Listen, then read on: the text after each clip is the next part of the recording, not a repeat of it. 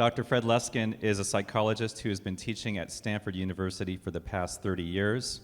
Currently, he's on the faculty for the Stanford Graduate Business School at Stanford at the Executive Education Program, where he teaches mindfulness, emotional intelligence, psychological safety, positive psychology, and more to executives from all over the world.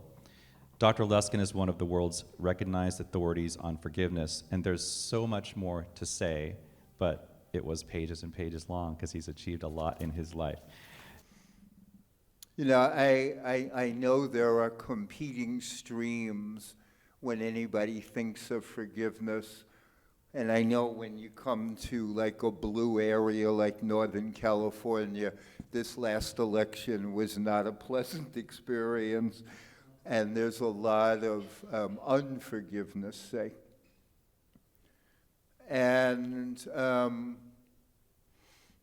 it's a challenge because standing up here in a spiritual place, if we're going to manifest some of what Spirit asks us, you forgive when things don't go the way you want. That's the essence of forgiveness. Like, nobody ever comes to me and says, my parents left me too much money in their will. No, I've never had that. Or my ex-partner was too nice. I can't forgive that. I get my ex-partner was an asshole and didn't recognize what a gift I was. But the essence of forgiveness is only when the world disappoints you. So it doesn't even come onto the radar screen as long as you're getting what you want. Forgiveness has no meaning.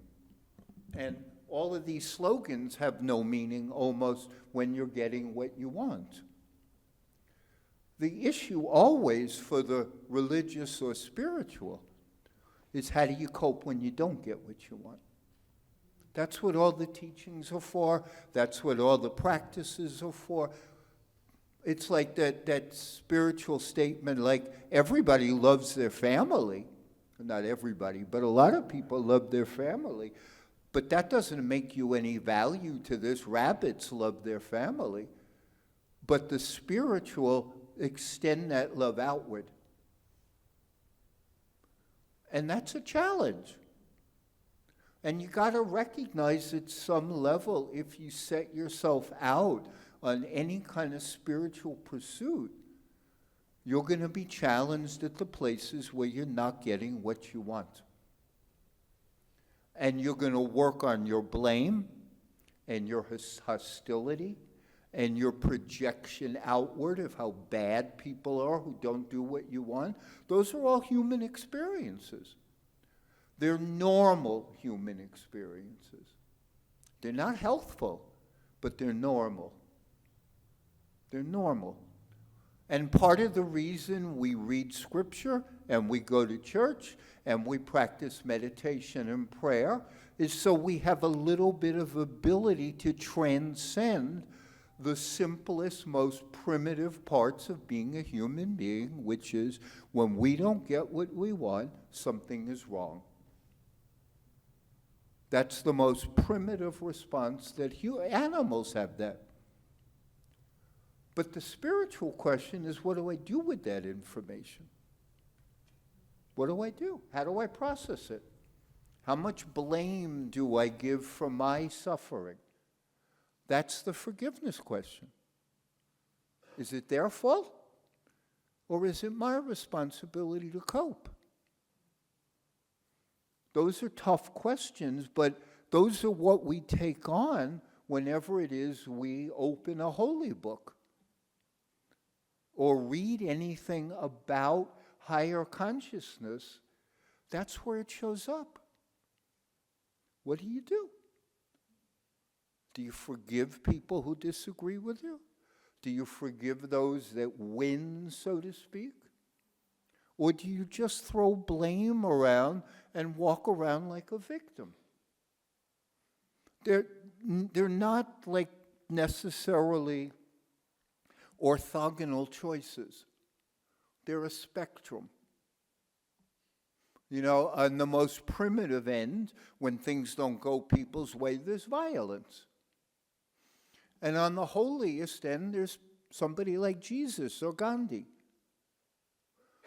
You know, when Gandhi was shot, he went like this and said Ram to the person who shot him. Because his constant mantra this whole life was Ram, Ram, Ram, Ram, Ram, Ram, Ram, Ram. Same with Ramdas's girl. He had a diary. Ramdas's girl kept a diary, and the only thing in the diary was Ram, Ram, Ram, Ram, Ram, Ram, Ram. Hundreds and hundreds and hundreds of pages of Ram, Ram, Ram, Ram, Ram, Ram, Ram. So when Gandhi is killed, he's still going Ram. When the rest of us are inconvenienced, we go this. It's what you practice. That's the whole game. It's what you practice. Will show up when you're challenged. What you practice. If you practice blaming when your partner's late, when things get tougher, blame is what you'll offer. When you practice kindness and tolerance at minor difficulties, like your partner shows up late or forgets to empty the garbage or says something you don't like, if you practice tolerance, you'll be tolerant more likely when things get harder. We don't like to look at it's our practice and how we live in this world that determines more of our reactions than we like to admit. The garbage in, garbage out thing. So we who, honor this stuff, the key question is, what do we want to practice? That's it. What do you want to practice in life? And if you're challenged in your practice, what do you want to do with that challenge? What do we, us, want to practice? Because what you practice, you become. And if you practice generating contempt, you will become contemptuous. And even more so when things don't happen the way you want them to happen. The difficulty, and I've worked with people who have had the most horrific things happen. We've done research with parents of murdered children, people whose partners were killed at the World Trade Center. I've done research with people in Sierra Leone where you had 10-year-olds wandering around with submachine guns, and we've done I've done talks and research in Colombia after their civil war. So there's only a couple times that I've been frightened. A couple of times. And one was in Colombia where I gave a talk to hundreds of people, many of whom who had been hurt in their civil war. And I'm standing up there and I'm just talking to this sea of hurt people and diminished humans, and I don't speak a word of Spanish. And so I'm standing up there not knowing what's going on, and I'm speaking, and there's some guy in a booth, and he's translating it simultaneously, and these people are listening, and there's just an edge. Not violence, but it's not pleasant. And I'm standing there in front of hundreds of people and thinking, well, Fred, this is what you chose to do. It turned out fine. The only other time in the recent past that I felt frightened is on Stanford's campus after George Floyd. Because if I said forgive, that was like a dirty word. And there was a lot of harshness there, a lot of hostility. And there's only one way to see things, and anybody who disagrees is an enemy. You can we're designed to disagree with each other. This actually is, as much as the word diversity is played around in the craziest ways, every single thing in this world is diverse as hell. Everything. Every inch of this creation is different than every other inch. Human beings have traits that arrange on the normal curve with a lot and a little in everything: hair color, weight, skin tone, religion, tolerance, everything. We are so distinctive and so diverse at its core as human beings. So we have to expect that in that diversity, there's going to be a zillion ways to see things differently than we see things. That's the game. And the other part of the game is to extricate ourselves from the self-righteousness that we think ours is the only way, and that there's one right thing from our little viewpoint. That's when we get ugly to each other. Not the diversity, not the differences, not the fact that I remember, I can't tell you how many years ago, I've been doing this for a long time, and the years just blend into I don't know what. But I remember sitting in a class in Northern California, and somehow abortion came up. And being in Northern California, like everybody was for abortion. I mean, everybody is a colloquial term. Not everybody, but most. And they're telling me about how awful it is that people may not support abortion and how ignorant those people are and ugly. And all I said to them at some level was, if I travel to Wake Forest, North Carolina, I hear the exact opposite in the Bible Belt, how ignorant and ugly you are. So who's right? Who's the right one? Or is the problem that we have different points of view and we label people with different points of view ignorant and ugly? I think that's as much of an issue. And you don't label people ignorant and ugly if you forgive them. You deal with the differences. You label somebody ignorant or ugly or stupid when you won't forgive them. When you won't forgive them even their mistakenness. Like that, the forgiveness piece is just in us. And it's an expression of our heart. You can forgive somebody, think they're wrong, and still treat them with great kindness. You can. It's not that hard, actually. It's a good thing if you're married or with a long-term partner, best place to practice. I mean this seriously. Best place to practice, because you're going to be living with a nutcase, and they're living with a nutcase you. And you were both certifiable, stuck in ridiculous habits with tendencies that would drive any sane person batshit, and yet you love them anyway. That's forgiveness. You don't deny that they're crazy. You know they're crazy. I mean, I can't remember exactly, but my partner and I had an experience, I don't know, the last 2 weeks, where we both looked at each other. We've been together now 11 years. We both looked at each other with, boy, are you nuts. Like, just nuts. I know exactly how you're going to react. You didn't disappoint me for a heartbeat. You gave me this nut job of a reaction. You defended that reaction, and boy, are you nuts.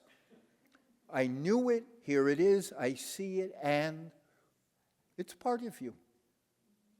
So through practice, if you want to stay in relationship, you see it, you note it, and you forgive it. And it doesn't mean that you like it, and it doesn't mean that you want them to do more of it, but you actively practice forgiveness because love is bigger than that. That's it. That's the game. I mean, that's the small piece of this enormous mystery of forgiveness. We note the world is full of disappointment. We note how off it is and how awful it is and how badly people treat each other. We note how badly we treat people, so we don't just project it outward. We note that right here is part of the problem, that we're not so wonderful. We're not out there like Gandhi trying to save the world. We're not who we make believe we are. We're just normal people trying to do our best. But the forgiveness piece is that in that ridiculous, ugly, crazy world that's designed to hurt us, our hearts have some openness that's under our control. And we note the wrongness, we note the disappointment, we note the suffering. We may have to process it for a while in grief, but we don't choose to pay that suffering forward. That's the forgiveness piece. Just because you hurt me, I don't have to hurt you back. Just because you do something wrong, I don't have to do something wrong. That's where the forgiveness piece comes in and says, basically let it go. Last thing I will bring up that I thought of on my way here. I do no preparation for my talks. I'm just letting you know, none. I mean, that's not quite true. I may think about it for a minute or so. But having done this for so damn long, but when I was actually not even driving here, stuck on traffic on 19th Avenue, and I was stuck for 3 minutes at the light.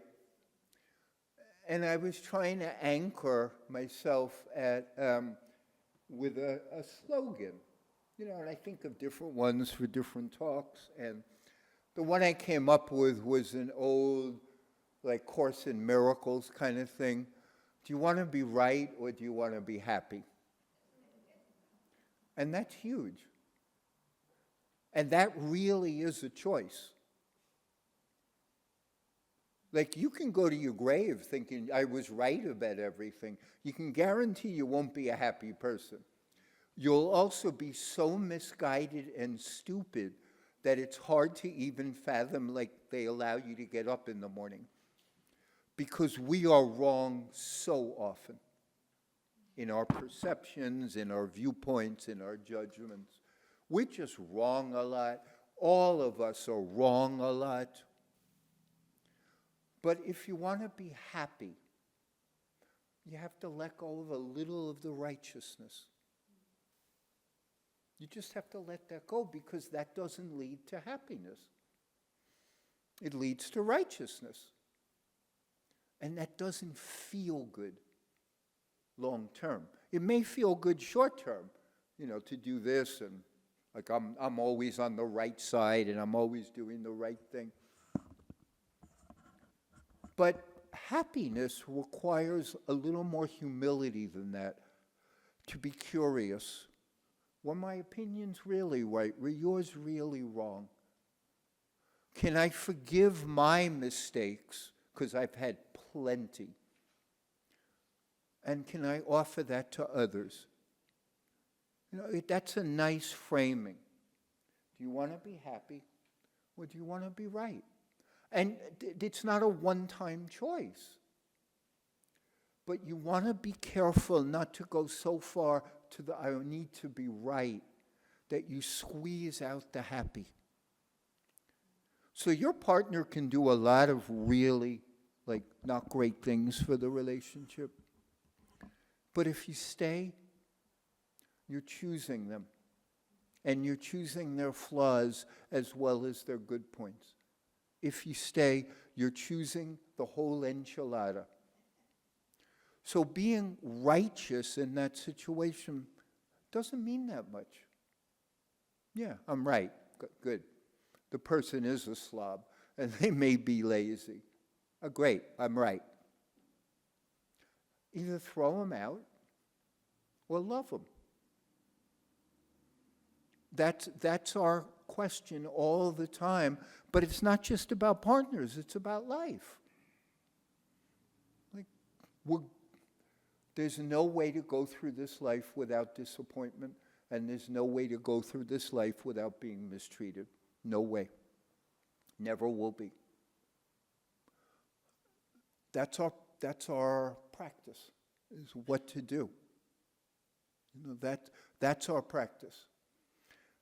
I've been teaching forgiveness for 30 years, pretty on and off. It's not like it makes me a popular guy. People don't want to forgive. They want to be righteous. And they want the goodies that come from, yeah, let's beat up the bad guys.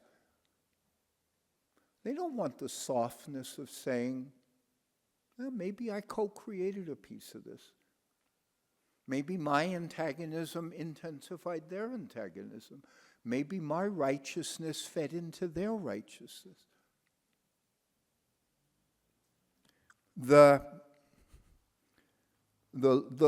last thing that I will say, and then I'm going to go to the game, is I'm going to read you. And again, I don't, how do I say this? I really don't plan what I'm going to say before I come up here. There's a wonderful poem by Mary Oliver called The Summer's Day. And that's what I'm going to end with. No. Okay, I'll end with this one. Who made the world? Who made the swan and the black bear? Who made the grasshopper? This grasshopper, I mean. The one who has flung herself out of the grass. The one who is eating sugar out of my hand. Who is moving her jaws back and forth instead of up and down. Who is gazing around with her enormous and complicated eyes. Now she lifts her pale forearms and thoroughly washes her face. Now she snaps her wings open and floats away. I don't know exactly what a prayer is. I do know how to pay attention, how to fall down into the grass, how to kneel down in the grass, how to be idle and blessed, how to stroll through the fields, which is what I have been doing all day.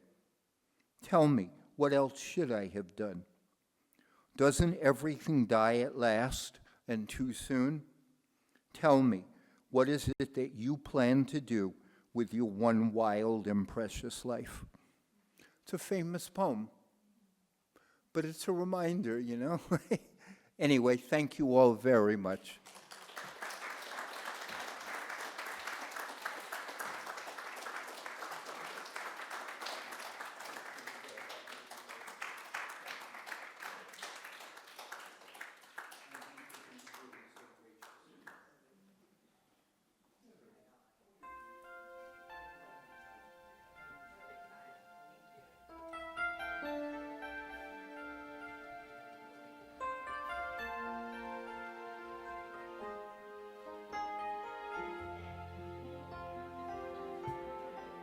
I will be gentle with myself. I will be gentle with myself. And I will hold myself like a newborn baby child. Sing that again. I will be gentle with myself. I will be gentle with myself. And I will hold myself like a newborn baby child. I will be tender. I will be tender with my heart. I will be tender with my heart. I will hold my heart like a newborn baby child. Sing that again. I will be tender with my heart. I will be tender with my heart. And I will hold my heart like a newborn baby child.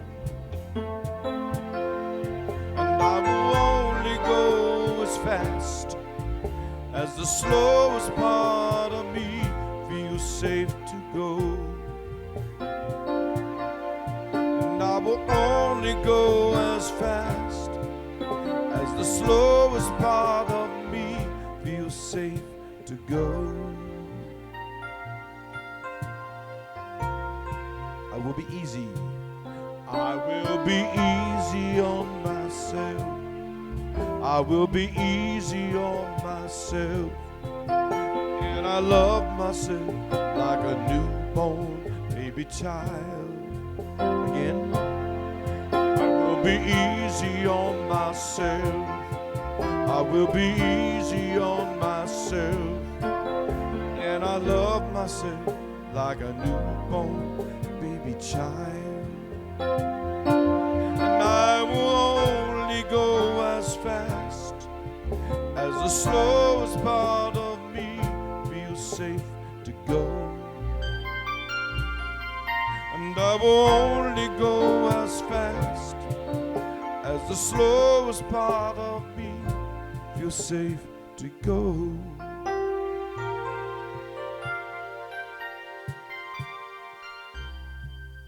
I am gentle with myself.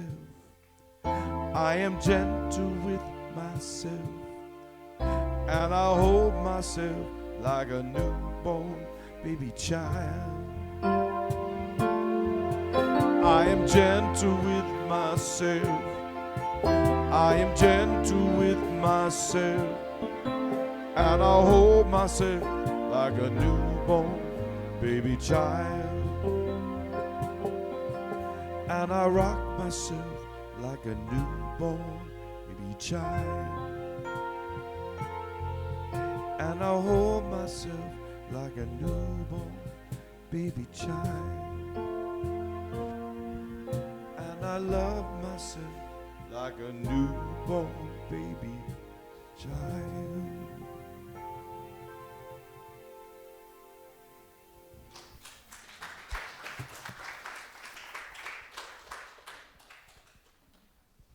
Thank you, Michael. Thank you, Ron. And thank you, Karen Drucker, for writing that beautiful song.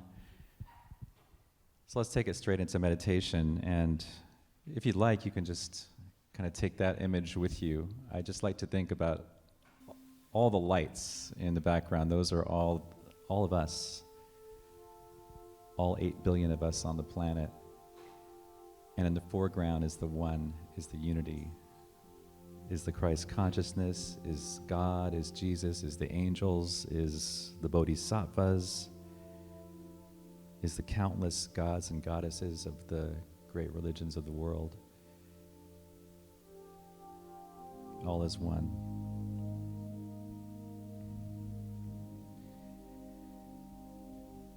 And so I'm thinking about Fred's message today. It said that we need to forgive 70 times 7, and that just means a lot, a lot. And so taking a deep breath, just thinking about the first place to forgive is yourself.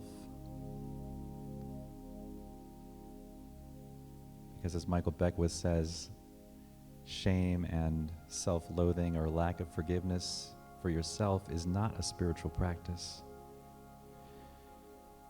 So breathing into that, just asking that to be the beginning. I'm gentle with myself.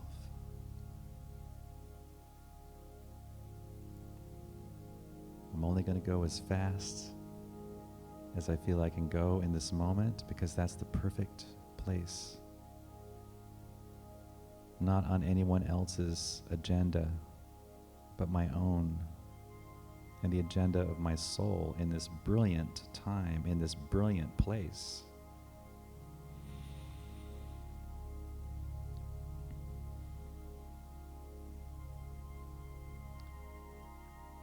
And even though there may be people in this room on various sides of the political spectrum,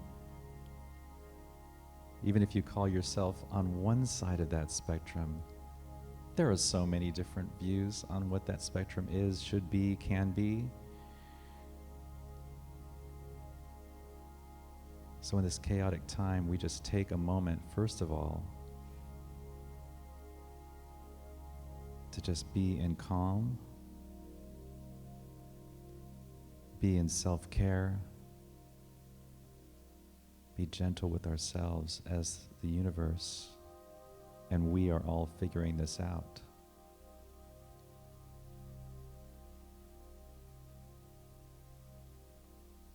And perhaps there is space for us to see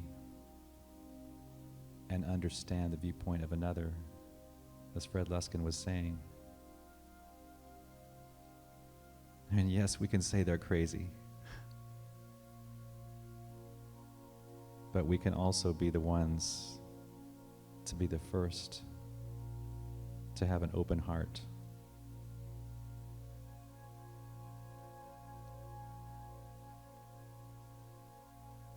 Not justifying anything wrong, but just having an open heart to hear the viewpoint of another.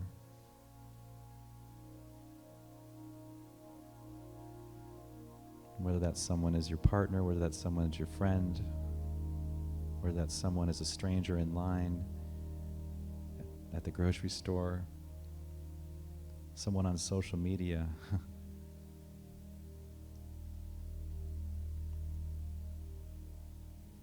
We just know that healing is happening. Healing is happening even though it doesn't look like it. Healing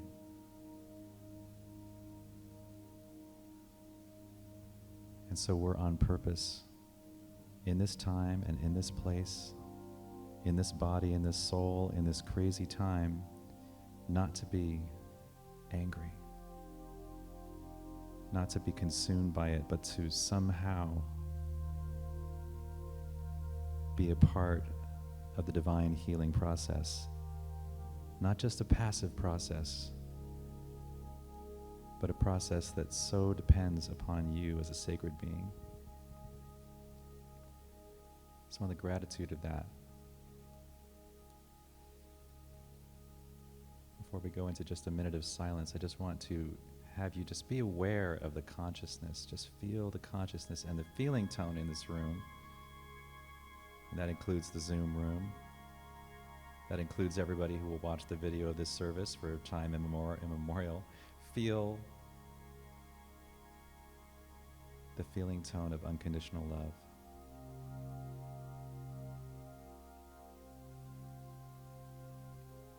And it begins with us.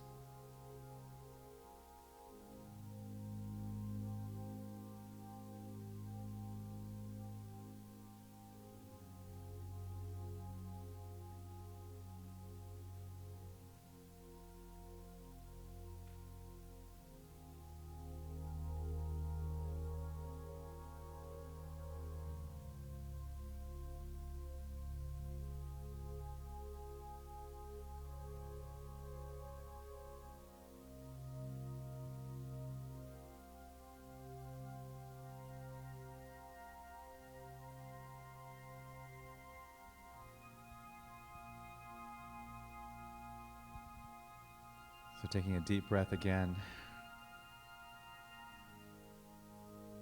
I'm so grateful for this day. I'm so grateful for this opportunity to be alive in this special time with these people right here. I'm ready, I'm willing, and I'm open for whatever comes next. And so it is.